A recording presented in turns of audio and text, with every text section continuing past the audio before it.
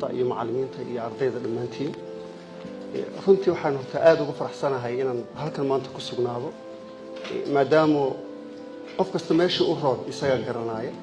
adduunkuna sidiisaba waxa weeyaan waxa qofku aanu ilaawin waxa kamid ah markuu heer gobolka yahay meelaha markaste gacan qabashada iyo wanaaga iyo mar aan waxba awoodin fursad u siiyay harhab waxay kamid tahay haddaan idin sheego Soomaaliland marka la sheegayo meesha kaliyaata aan abaalmarin kaga guuleystay abaalmarintaas oo tartamo u galay oo waxa weeyaan sidoo kale tartankaas laba tartan waa galnay ma saddex waan galnay saddexda tartanba waa ku guuleysanay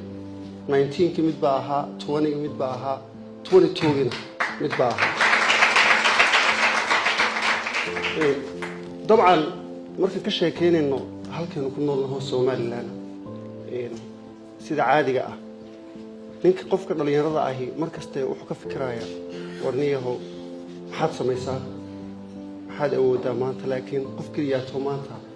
wuxuu soconaya wax ku bilow waxa weeyaan waxa ugu horeeya waxa weeyaan maal iyo lacagtuna waa furaha koowaad waxa ugu yar isku qabsan karto waa inaad computer ku soo iibsato annagu shaqadeedu bilow ha ahaato laakiin waqtiyada ku guuleysanayna tartamo kale waa ka qayb galnay tartamo kale waa galnay laakiin waaniga idin sheegayo wax kasto marka iska hooseyso kugu noqdo wax fursad ku siiya oo xaadu cajiiba fursadahan ka helnay harhabna waxa weeye noo horseedeen inaan maanta caqabado badan oo aan halkaba la soo gaarnay inaan waxa weeyaan aan kaga soo guuleysano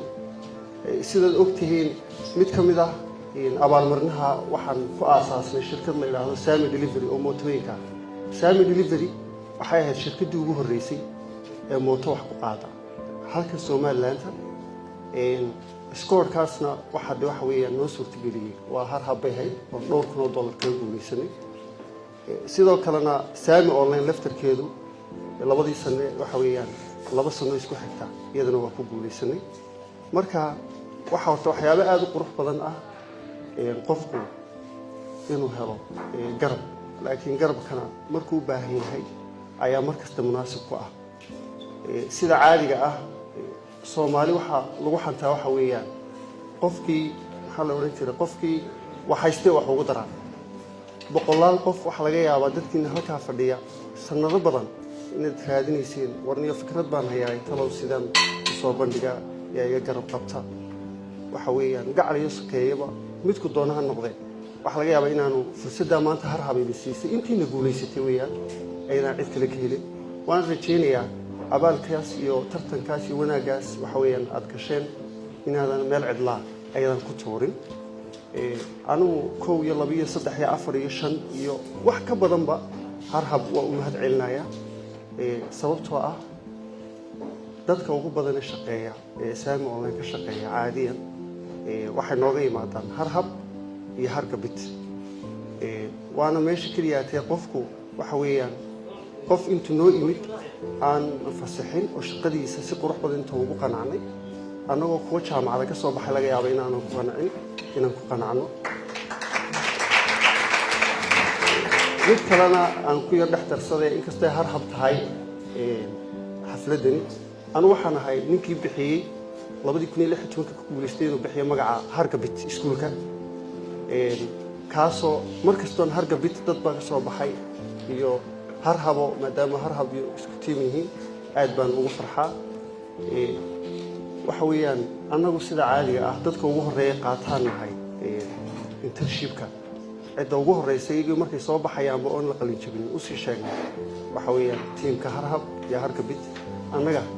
dadkayga hanaga ilaawina taasina farxad bay tahay sida caadiga ah Sami online markaste waxa lagu lamaaneyn karaa harhab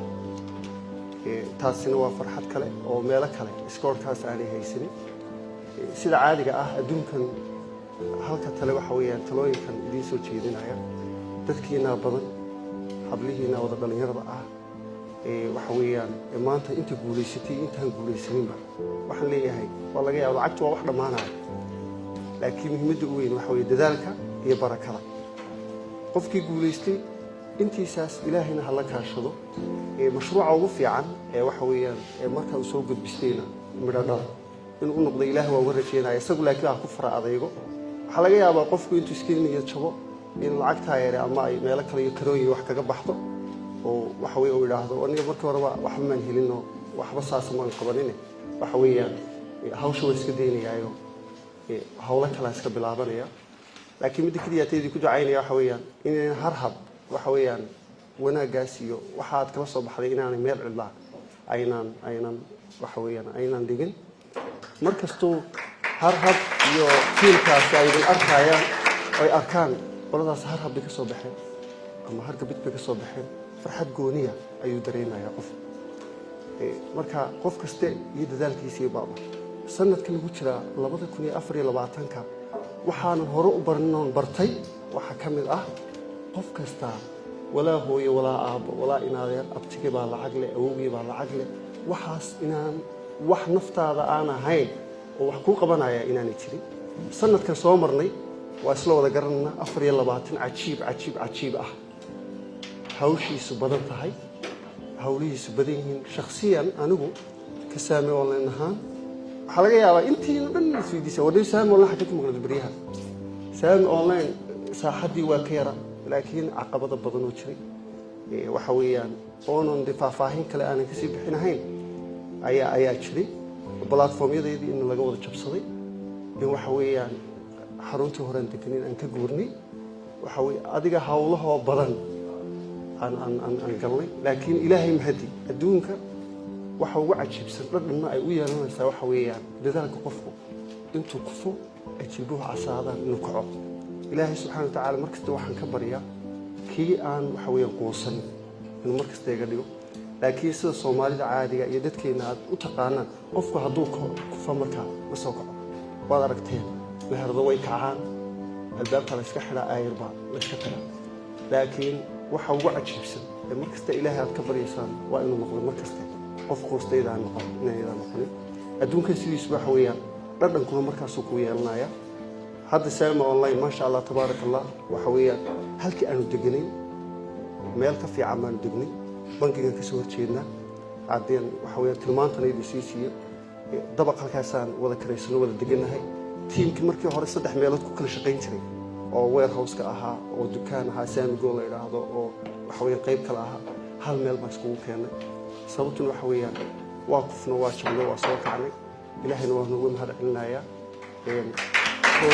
iyo laba iyo saddex iyo afar waxa weeyaan waxaan u mahad celinayaa ilaahay subxaanahu wa ta'aala harhabna aad bay u mahadsan tahay idinka laftarkiina waxa weeyaan halka mid aan idinka codsanaya maadaama waxa weeyaan dumarku waxa weeyaan waa qoysas socda qoys socda maadaama tihiin waxa ugu muhiimsan oo markaste aynu sameynayno ugu muhiimsan waxa weeyaan ilaahay subxaanahu wa ta'aala wada qurux badan qoys qurux badan nolol qurux badan dadaal qurux badan waa dareemaysaa hooyo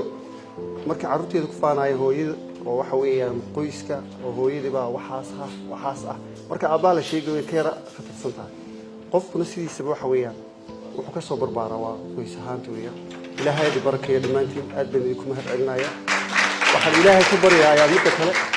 colaaduhu waa cajiib aad bay u howl badan yihiin colaadaha jira dhinac kastay ka jiraan iyo meel kastay ka socdaan sax iyo qalad waxay doonaan noqdaan ilaahay subxaanahu wa ta'aala ha naga dejiyo aad baad u mahadsantihiin waa idin salaamaya guulaysta